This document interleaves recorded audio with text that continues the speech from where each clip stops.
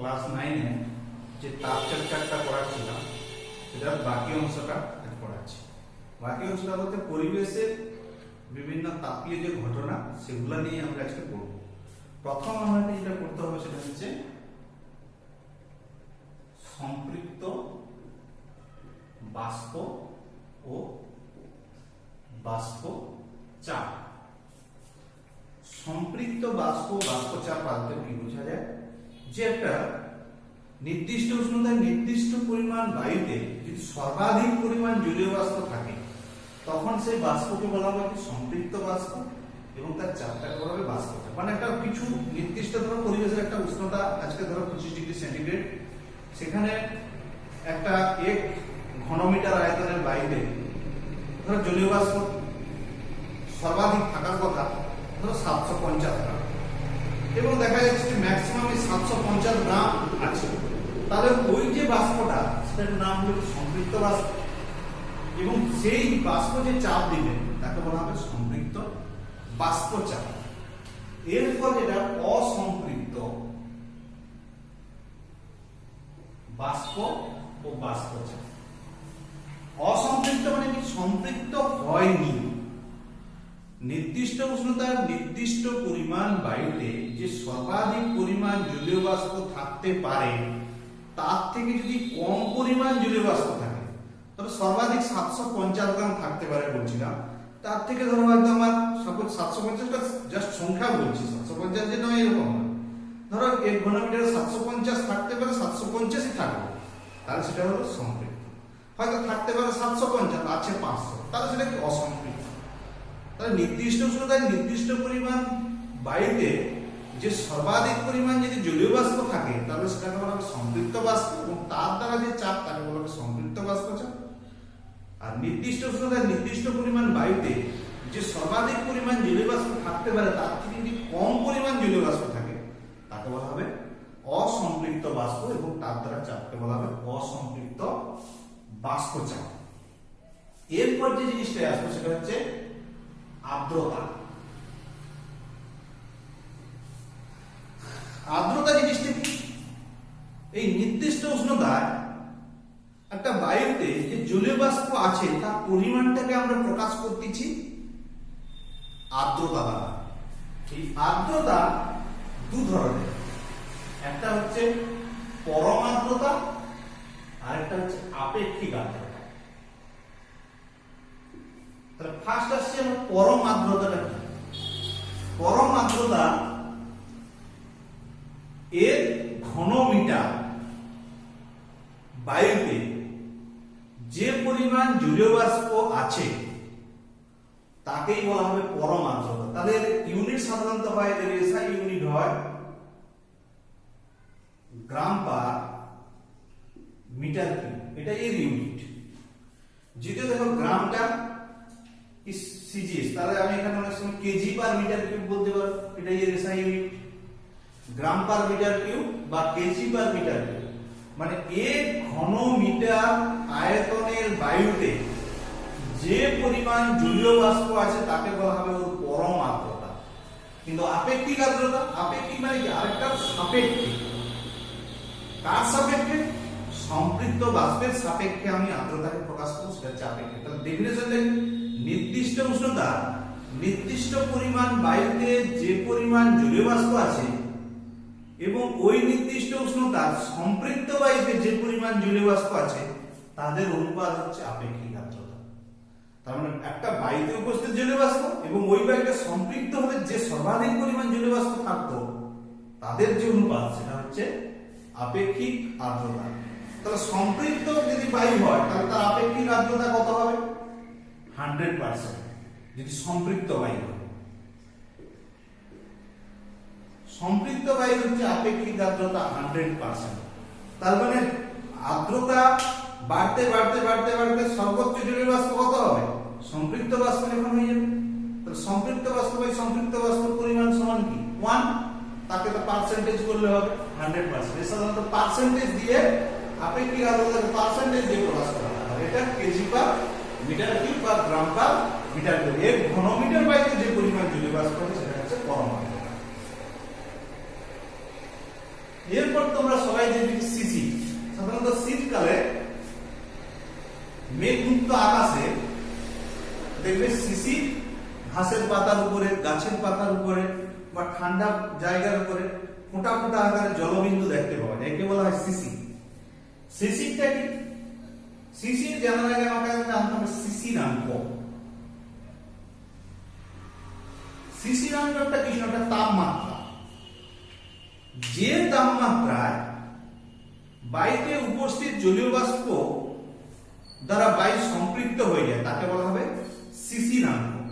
তার মানে বায়ুর উষ্ণতা যত কমবে বায়ুতে তত সম্পৃক্ত হওয়ার প্রবণতা বাড়তে থাকে। উষ্ণতা কমতে কমতে কমতে কমতে একটা নির্দিষ্ট উষ্ণতা যখন আসবে তখন বায়ুটা তার যে উপস্থিত যে জলীয় বাষ্প আছে তার দ্বারা সম্পূর্ণ সম্পৃক্ত হয়ে যাবে।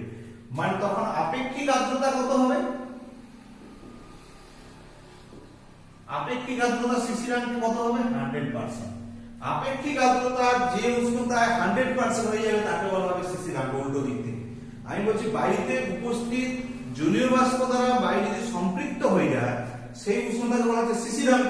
আবার আমি ঘুরে বলতে পারি যে উষ্ণতায় বায়ুর আপেক্ষিক আর্দ্রতা 100% হয় তাকে বলা হবে শিশিরাঙ্ক। এই বায়ুর উষ্ণতা যদি শিশিরাঙ্কের নিচে নেমে যায় তাহলে কি হবে? বায়ুতে উপস্থিত যে জলীয় বাষ্পগুলো আছে সেটা সম্পূর্ণ শিশিরাঙ্কে সম্পৃক্ত হয়ে গেছে। যখন ঠান্ডা কোনো বস্তুর সংস্পর্শে, গাছের পাতা হোক, সে পাথর হোক, বা কোন ঠান্ডা কঠিন বস্তুর সংস্পর্শে যখন ওই জলীয় বাষ্প আসবে, ঠান্ডা জলীয় বাষ্প, তখন সে কি হবে? তাপ বিনিময় পদ্ধতিতে আমরা পড়েছি ক্যালোরিমেট্রি, উষ্ণ বস্তু তাপ বর্জন করবে, শীতল বস্তু গ্রহণ করবে। তাহলে ওই ঠান্ডা বস্তুটা জলীয় বাষ্প থেকে আরো তাপকে শোষণ করে নেবে। তাপকে শোষণ করে নেওয়া মানে কি? জলীয় বাষ্প থেকে তাপ শোষণ করে নেওয়া মানে কি? কিছু তাপ গ্রহণ করে নিল। যখনই তাপ গ্রহণ করে নিবে তখন কি হবে? জলীয় বাষ্পটা আরো ঠান্ডা হবে। তখন কি হবে? জলীয় বাষ্প ঘনীভূত হয়ে যাবে। তরল পদার্থ জলীয় বাষ্প যদি ঘনীভূত হয় কি? জল সৃষ্টি হবে, ছোট ছোট জলকণার সৃষ্টি হবে, সেটি হচ্ছে শিশি। কখনো ভাবেন যে বৃষ্টির মতো উপরের বাতাস জলীয় বাষ্প ঘনীভূত হয়ে ভারী হয়ে ঝুলে থাকতে পারেনি, তখন মাধ্যাকর্ষণ টানে টপ টপ টপ টপ করে পড়ে যাচ্ছে, যেটা হচ্ছে বৃষ্টি। সেটা নয়, শিশির হচ্ছে ঠান্ডা বস্তুর সংস্পর্শে শিশির জমে যায়। এই জন্য দেখবে যদি টিনের ছাউনি কারো বাড়ি থাকে সেখানে দেখবে যে শিশিরটা যদি পড়তো তাহলে তো টিনের উপরে পড়তো, তাহলে টিনের তলায় কখনো শিশির দেখতে পেতে। টিনের উপরে তো শিশির তো পড়তেছে, দেখবে শীতকালে টিনের তলায় জলের বিন্দু বিন্দু বিন্দু বিন্দু বিন্দু বিন্দু জমে আছে বা প্রচুর ভারী হয়ে সেটা মাটিতে বৃষ্টির মতো পড়ে যাচ্ছে। বা একই রকম ভাবে যদি পলিথিন কোনো পেপার পলিথিন যদি মেলা থাকে দেখবে তার নিচে একই রকম ভাবে বিন্দু বিন্দু জলকণা জমা হয়ে যায়। ওইটি কি? ওই শিশির। যে ঠান্ডা বস্তুর সংস্পর্শে সে জলীয় বাষ্প জমা হয়ে জলবিন্দু হয়ে গেছে, ওইটি হচ্ছে শিশির। তাহলে শিশির সবসময় হয় না কেন? গ্রীষ্মকালে হয় না কেন? বর্ষাকালে হয় না কেন? শীতকালে শুরু হয়ে যায় কেন? শিশির জমার জন্য কিছু পরিবেশ দরকার। প্রথম কি? বায়ুতে জলীয় বাষ্পের পরিমাণটা বেশি থাকতে হবে। সেকেন্ড কি? তাহলে প্রথম বললাম কি বায়ুতে জলীয় বাষ্পের পরিমাণ যথেষ্ট থাকতে হবে। দ্বিতীয় কি? তাপমাত্রা শিশিরাঙ্কের নিচে নামতে হবে। তাহলে শীতকালে তাপমাত্রা কমবে, গ্রীষ্মকালে তাপমাত্রা কমবে না, তাপমাত্রা শিশিরাঙ্কের নামতে হবে বা শিশিরাঙ্কের কম হতে হবে। 3 নম্বর কি? 3 নম্বর হচ্ছে মেঘমুক্ত আকাশ হতে হবে। শীতকালে সাধারণত মেঘমুক্ত আকাশ থাকে, মেঘমুক্ত আকাশ হতে হবে। বায়ু হালকা হালকা বইতে হবে, বায়ুর জন্য বেগ একটা থাকে, হালকা বাতাস বইতে হবে। তাহলে হালকা বাতাস হলে তাহলে জলীয় বাষ্পের পরিমাণটা ওই বায়ুতে বেশি আসবে। হালকা দেখবে হালকা বাতাস যখন বয় তারপরে যাকে বৃষ্টি হয়, আবার যখন প্রচুর জলীয় বাতাস তখন বৃষ্টি হয়। তাহলে বায়ু প্রবাহটা প্রথম নির্ভর করছে বায়ু প্রবাহ। প্রচুর জোরে বায়ু বইলে কিন্তু হবে না, হালকা বায়ু। তাহলে বেগমুক্ত আকাশ হতে হবে, হালকা বায়ু প্রবাহ বইতে হবে, তাপমাত্রা কম হতে হবে, শিশিরাঙ্ক বা শিশিরাঙ্কের কম, বায়ুতে যথেষ্ট জলীয় বাষ্প থাকতে হবে।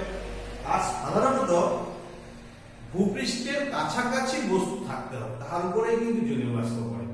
ভূপৃষ্ঠ থেকে 10 কিলোমিটার উপরে 5 কিলোমিটার উপরে উঠে গেলাম, সেখানে কিন্তু শিশির জমবে না।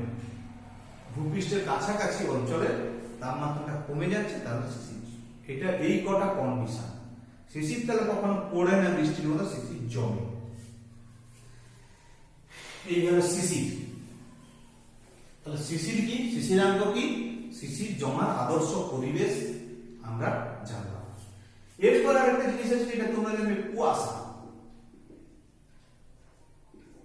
কুয়াশাটা কি, যে বাতাসের যে ধূলিকণা কার্বন কণা আছে এইগুলোকে আশ্রয় করে যখন জলীয় বাষ্প ভাসতে থাকবে সেটাকেই আমরা বলছি কুয়াশা। দেখবে গ্রামাঞ্চলের থেকে শহরাঞ্চলে কুয়াশার পরিমাণ বেশি হয়, যদিও এখন গ্রামাঞ্চলে বায়ু প্রচন্ড দূষিত হয়ে গেছে, গ্রামাঞ্চলে কুয়াশা লক্ষ্য করা যায়। মানে কুয়াশার প্রথম কারণ দূষণ বায়ু। এই দূষণ বায়ুতে বায়ুতে যত ধূলিকণা কার্বন কণা থাকবে তাতে হচ্ছে জলীয় বাষ্প তত জমা হতে থাকবে, সেইগুলো আগে ভেসে থাকলে তখনই সেটা হচ্ছে আমার কুয়াশা। আরেকটা জিনিস হচ্ছে, দেখবে কুয়াশার সঙ্গে যখন ধোঁয়া মিশে যায় তখন সেটা হয়ে যায় ধোঁয়াশা, বা একে অনেক সময় বলা হয় ধোঁয়াশা।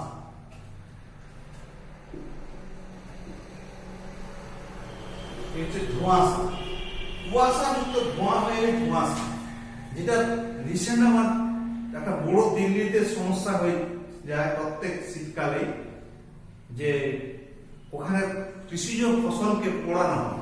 পোড়ানোর ফলে দিল্লি বা দিল্লির পার্শ্ববর্তী যে রাজ্যগুলো সেখানে সব ফসলকে, শীতকাল ফসলকে কি করা, ফসল নেওয়ার পরে যে তার যে বর্জ্য পদার্থ সেগুলোকে বা খড় যাকে বলি আমরা, সেগুলো পুড়িয়ে দিই। পুড়িয়ে দিলে প্রচুর ধোঁয়ার সৃষ্টি হয়। এবার সেই ধোঁয়া পরিবেশের মধ্যে মিশে যাচ্ছে, কার্বন কণা মিশে যাচ্ছে। আর দিল্লিতে এমনি দূষণের মাত্রা গাড়ি ঘোড়ার প্রচুর, ফলে সেই কুয়াশা ধোঁয়া মিলে হয়ে যায় ধোঁয়াশা। সেটা কুয়াশার থেকে আরো মারাত্মক এবং এত ঘনীভূত হচ্ছে সামনে দূরের জিনিসকে একদম দেখতে পাওয়া যায় না। আর কুয়াশার মধ্যে তোমার কিন্তু সেরকম কিছু শারীরিক অসুবিধার সৃষ্টি হয়নি কুয়াশার মধ্যে, কিন্তু ধোঁয়াশার মধ্যে কি হবে, শারীরিক অসুবিধা, মানে শ্বাস প্রশ্বাস নিতে কষ্ট হবে, বমি বমি ভাব হবে, যেটা প্রাকৃতিক বায়ু দূষণের যে ফলাফল হবে সেটা এই ধোঁয়াশার ফলে দেখা যাচ্ছে, দেখা যায়। এই হলো পরিবেশের কিছু প্রাকৃতিক ঘটনা। এবং কি হচ্ছে এছাড়া আরেকটা, যেটা তোমাদের একটা অন্য ধরনের জিনিস আছে, সেটা হচ্ছে জলের ব্যতিক্রান্ত প্রসারণ।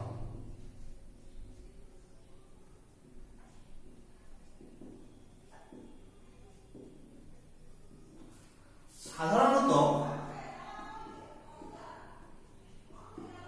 উষ্ণতা বাড়ালে সকল পদার্থের আয়তন বাড়ে, এইভাবে আয়তন বাড়তে থাকে। কিন্তু জলের ক্ষেত্রে দেখা যায় 0 ডিগ্রি সেন্টিগ্রেড থেকে যখন উষ্ণতা বাড়ায় প্রথমে এরকম আয়তন কমে, তারপরে আয়তন বাড়ে।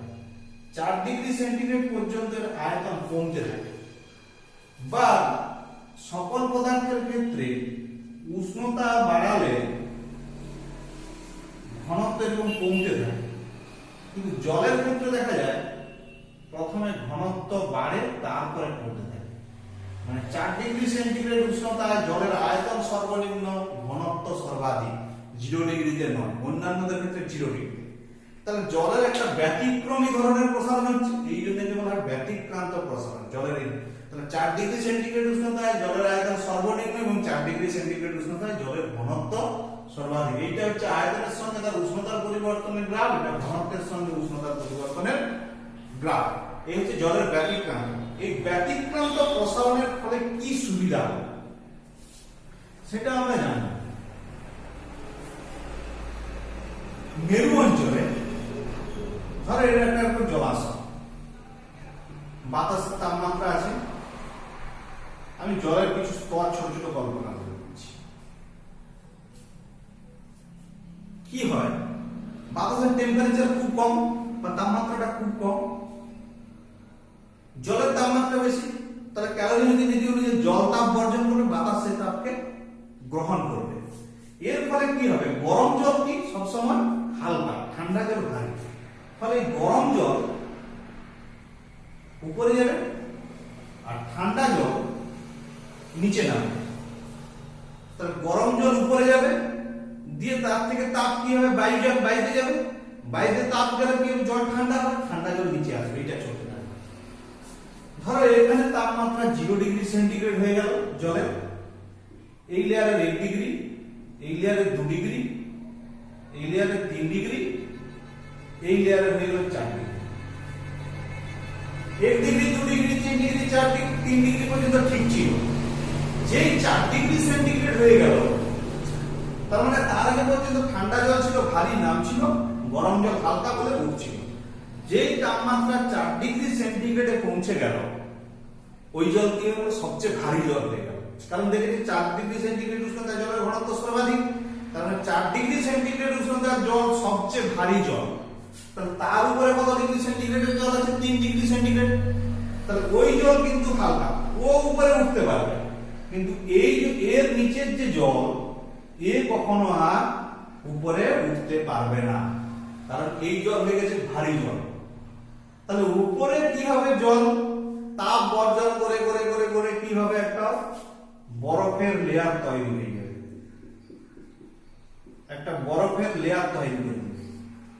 উপরের জলে তাপ বর্জন হতে হতে বরফের সে তাপ উপরে উঠবে, নামবে, ভারী জল নামবে, গরম জল উঠবে, দিয়ে তাপ বর্জন করতে করতে পুরো একটা বরফের লেয়ার তৈরি হবে। কিন্তু 4 ডিগ্রি সেন্টিগ্রেডের নিচের যে জল, সে তো আর কখনো উঠতে পারেনি, সে জল তার জলই থেকে গেছে। তাহলে কি হবে, জলাশয়ের উপর একটা পুরো বরফের চাদর সৃষ্টি হবে বা বরফের স্তর সৃষ্টি হবে, কিন্তু তার নিচে জল থাকবে। এর ফলে জলের তলায় যে প্রাণীরা, তারা সুন্দরভাবে বেঁচে থাকতে পারবে। উপরে তো বরফ স্তর হয়েছে কি, আর বরফ আরেকটা জিনিস আছে, বরফ কি, বরফ এবং বরফ হচ্ছে তাপের কুপুরি বাইরে। ফলে এইখানে যে তাপ, সে বরফ ভেদ করে বাইরে বেরিয়ে আসতে পারবে না।